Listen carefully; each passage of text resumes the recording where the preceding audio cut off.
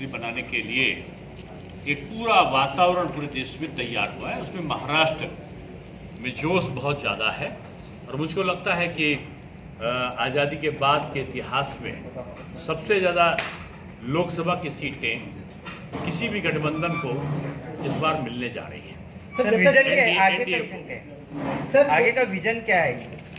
देखिए 10 साल में जो मोदी जी ने किया है, मैं समझता हूं कि अटल बिहारी वाजपेयी जी के कार्यकाल को छोड़कर शायद ही किसी भी प्रधानमंत्री ने इतने कार्यों को किया। आज अगर केवल मोदी जी के कार्यों को गिनाने लगे तो आधा घंटा से भी अधिक का समय लगेगा।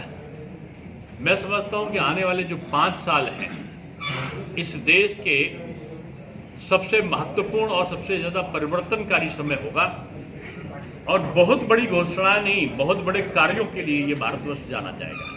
सर जैसे कि आप अभी 400 पार का नारा बीजेपी दे रही है, लेकिन विरोधी उसी के तर्ज पर 300 पार का नारा दे रहे हैं और उनका कहना है कि बीजेपी एनडीए की सरकार है और 150 से ज़्यादा सीटें नहीं जीत पाएगी। क्या कहेंगे? अब मैं विरोधी तो विरोधी है, हताशा, निराशा और अवसादग्रस्त विपक्ष के पास में मुद्दा नहीं है, नीति नहीं है, नियत नहीं है, नेतृत्व नहीं है।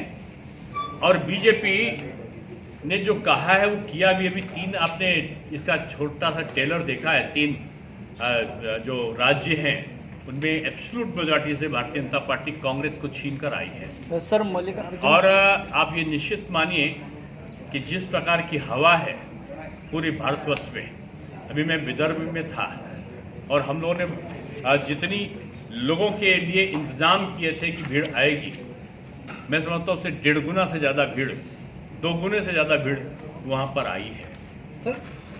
सर मल्लिकार्जुन खड़गे जी ने आज एक बयान दिया है कि जब तक दलित लोगों को राम मंदिर में प्रवेश नहीं दिया जाएगा तब तक मैं मंदिर जाऊंगा नहीं। राम मंदिर उनको पता ही नहीं है, अभी वो हिंदू धर्म नहीं जानते हैं। वो कामेश्वर चौपाल ने ही उसकी नींव रखी है।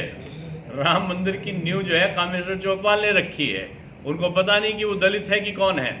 ये दलित और पिछड़ों को और अगड़ों को बांटकर हिंदू समाज और सनातन को नष्ट करने का सपना देखने वाले खड़गे जी, सोते हुए दिन में जाग जाइए और सनातन का अपमान करना बंद कर दीजिए।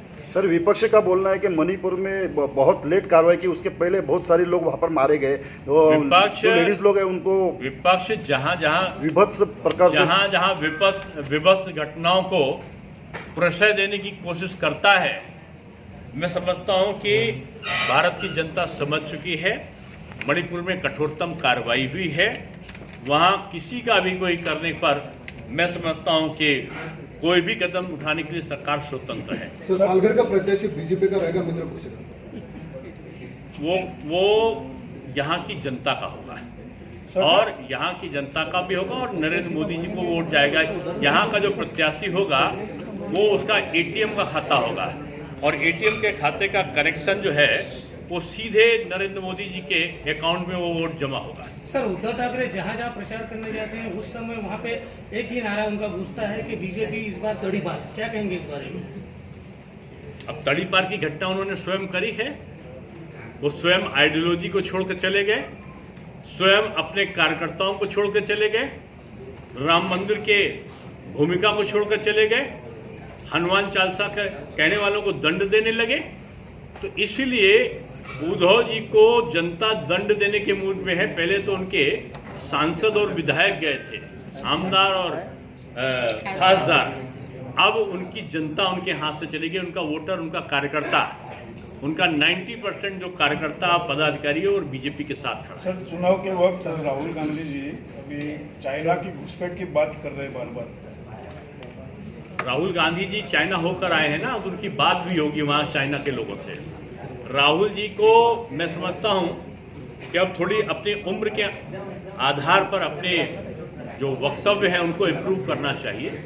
और मैं समझता हूँ कि महाराष्ट्र इस चुनाव का नेतृत्व करेगा पूरे भारतवर्ष का। सर जैसे कि राहुल गांधी जी की बात करें कि कांग्रेस ने घोषणा पत्र जारी किया है कि हमारी